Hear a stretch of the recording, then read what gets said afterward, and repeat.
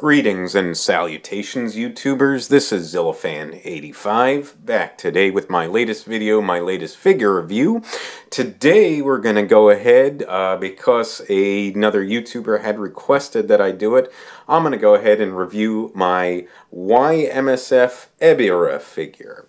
So it's Ebirah or Ebirah, however you prefer to pronounce it. There are a couple different ways that I've heard it. I always go by Ebirah. So that's what I'm going to be going with here, so just to let you guys know ahead of time. As we do all know, Ebirah made his appearance. This is his Showa incarnation, so it's from the 1966 film Godzilla vs. the Sea Monster, otherwise titled Ebirah Horror of the Deep, which was, as many of you do know, it was originally going to be a King Kong movie, but then Toho ended up switching out Kong for Godzilla, so for, you know, various reasons anyway. I had touched on that a little bit before too when I reviewed my Gashapon version of Ebirah. So you know, so not really going to cover all that too much, but yep. So that's the way that it went down. I know it's a film that has been panned by a lot of Godzilla fans, but personally, I always have enjoyed Godzilla vs. the Sea Monster. It had a really fun feeling. I believe Jun Fukuda directed it, and he always had like this kind of fun kind of vibe with his Godzilla films that he did. You know, especially a lot of them had that sort of island, you know, feel to them, and you know, this and that. Not all, but obviously they had that kind of feel to them, that kind of vibe, and they just always had kind of a fun vibe. So I did like his you know, take on the films. Obviously not as on par as you know, Ishiro Honda, but still I did enjoy his takes. So want to go ahead and kind of jump into this here. Now, this version, this variant of Ebirah, this was from Y-MSF's original release. They have re-released Ebirah, you know, and a bunch of the other kaiju that they had previously done, but this was the original release, and this one was quite pricey, especially at the time that I got it. Now, because they have re-released a lot of their figures, the prices have come down quite a bit, at least as far as what they, you know, had gone for previously. You're still looking for any Y-MSF figure to kind of run you between $100 and $150, depending. But it's certainly, you know, better than $200, $300, you know, $400 for some of these in the past. So, so definitely kind of a good thing to note here. The newer variants too have a little bit different of a paint scheme and whatnot, but the sculpt is pretty much the same. So, like I said, a YouTuber had requested I review this, so I figured after I got done with my Gashapon figures, I was going to jump into this bad boy here. So pretty much it was going to be Ebirah all along. If anybody gets that reference from WandaVision, you know, good on you there. Definitely some points. So let's go ahead though and jump into the paint and detail here. So again, this is the original release, and this is the version A where he's got the straightened tail. There's a version B where it's got a swooped tail curved upwards. So, but I like the one that had the more straightened tail, so that's why I went for this one. But really nice, a really nice shading of like a reddish color here. Looks really good in my opinion, and it's got, well, it's got like the reddish color, but it's got like some darker shading going around it, so you guys can see that there. Very, very textured, you know, with all the bumps on him and all the grooves. And sort of a scaly, hard, well, not so much scaly, but sort of a shelled look, because again, Ebirah is basically a giant lobster, but you can see that, and you can see all the gruff texture on it, and it really does feel very, very gruff to the touch. So they really did knock this out of the park here as far as the sculpt work goes. You've also got some outlining on like the claws here, as you can see, in this sort of tannish grayish color. Same for the closed claw there. and then of course running down his back here. So let me just try and show you guys. You can kind of see it there on these spikes and running down the back into the tail. So, which I don't think is 100% movie accurate, but I mean, I guess it just adds some extra coloring to him, so it looks pretty good. And you can see it even runs off into that flap on the tail there as well. That fin there. And on the underside here, and again, you've got all the line segments here for that lobster tail that he's got. Again, with the fin in the back. It looks really good. Really nice patterning. On the underside of the tail, you got the Y-MSF logoing there. I'll try to see if you guys can capture that. I'm not using a stand today because of the fact that he's, you know, a straight and, you know, flat kind of figure, just because of the way that he's designed. So I really didn't need to use a camera stand today. But you can see the Y-MSF logoing there. Again, more of that grayish, tannish color on the underside of his tail running into his chest and abdomen area here. And really nice patterning, as you guys can see on the underbelly. Looks really, really good. You got the reddish color with some of those darkened highlights for some shadow texture. Done on the body again, and even on these legs as well. These sort of thin, you know, crustacean-like legs, I guess you would call it. So looks pretty good, though. I definitely appreciate that.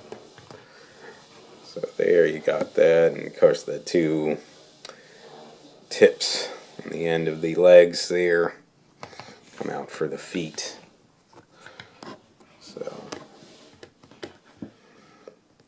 give him that not really crustacean, you know, shellfish, I guess it would really be called. So but it looks really, really good. So he does look very lobster-like, but obviously still a kaiju, so not just a straight-up lobster. So, and then, of course, for the eyes, this very prominent red color for the eyes that actually do protrude out, as you guys can see on either side there.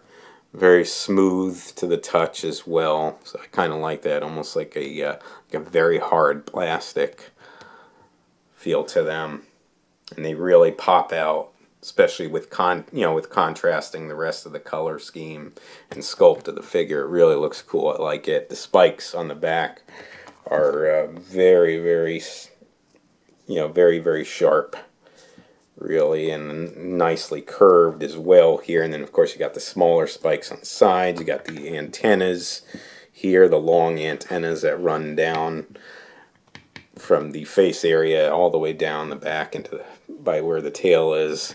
And of course you got these sort of mandibles as well here, sort of that sort of beak that he's got, and the mandibles, and that mouth area there, which looks cool.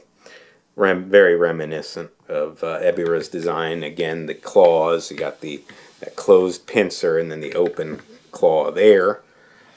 And again, that's very indicative of Ebirah's look.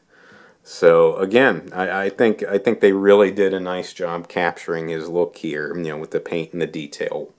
The only sort of drawback, again, was that sort of tannish, grayish color that he's got in the various points of his body, which is not really 100% movie accurate, but I'm not going to complain too much because I think it just kind of makes it pop a little bit more. The newer variant, from what I've seen, doesn't have that coloring, that grayish, tannish color, so it's more of a prominent red all around his body. So, and if you're looking online, you're probably going to find the newer variant before you'll find the older one. So, just because it's more readily available. But anyway, if you want to try to hunt down the original one, though, you can still get it. But nonetheless, that pretty much does cover it for the paint and the detail work. For the articulation, again, this is a vinyl figure. I know some people are not crazy about the articulation work for these type of figures, but their vinyls are not meant to be super articulated. So he's just got a few basic points. So both of the arms for the claws, they do rotate, and they can go pretty decent ways. They're going to rub into the legs, so you're really not going to get the 360, but you still get a lot of movement. You know, and for a giant lobster, essentially, how much more are you really going to need? But you can see the other one as well there. And this one, because it bows outward more than this one, you can actually pretty much get it to go all the way around 360. So again, the other one kind of hits into the legs, so just because of the way that they're designed, this one's bowed out more than this one. And then other than that, you got movement in the tail here. You're not really going to get it to go all the way around. You can really try and force it, but I wouldn't suggest it because it might pop out of the socket here. This is not like a circular shape, as you guys can see where the seam is for that. But you can definitely twist it though and get some movement out of it. So again, you're not really going to need much more. Would have been nice if the legs included articulation as well, because they're just stationary. But still, I still think that this gets the job done. So definitely content with it. As far as sizing goes, it's a you know, essentially a 6-inch figure. That's basically the norm for Y-MSF, and it'll size in, you know, pretty well with your other 6 to 7-inch figures. So in that, not only Y-MSF but the Bandai as well. And just to do a little bit of a size comparison, figure that I had previously reviewed, my Y-MSF 1965 Godzilla. Again, I don't have the tripod out, the stand out for my camera, but I'll just kind of lift it up here so you guys can see. So the 65, the Daisenso Goji design was used for both Godzilla vs. Monster Zero and Godzilla vs. the Sea Monster. They just had to redo the face for the 66 design because that suit was used, I believe, in the Ultraman series. So so they had to re-sculpt and try to duplicate the head for this particular, for the 66 Godzilla, I should say. But it is considered the Daisenso Goji still. And as you guys can see here, they actually do look pretty darn good together. I think so anyway. So again, just to kind of showcase that a bit, and we'll take Godzilla out and just kind of have Ebirah back in the center here. And looking pretty good. So that covers most of that.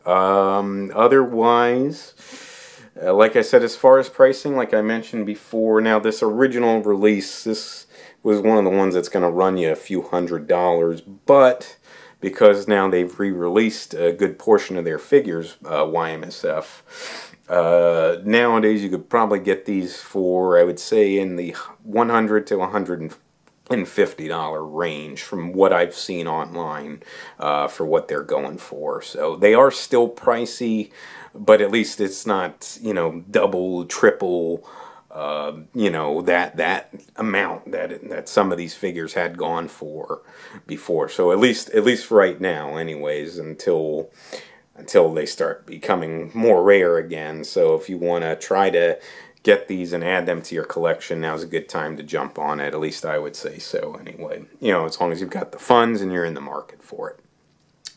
But other than that, I think that pretty much wraps it up for the video here. I would definitely like to thank you guys so much for watching.